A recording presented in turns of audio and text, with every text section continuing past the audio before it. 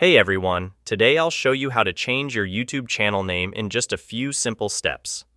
This process is straightforward and can be done from both your computer and mobile device. Let's dive in. First, head over to YouTube and make sure you're signed into the account whose channel name you want to change. Click on your profile picture at the top right corner of the screen, then select View Your Channel from the drop-down menu. Once you're on your channels page, look for the Customize Channel button and click on it. This will take you to YouTube Studio. In YouTube Studio, click on the Basic Info tab.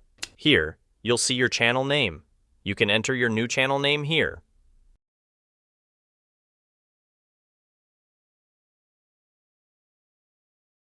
After you've typed in your new name, click on the Publish button to save your changes. Remember, YouTube allows you to change your channel name up to 3 times every 90 days.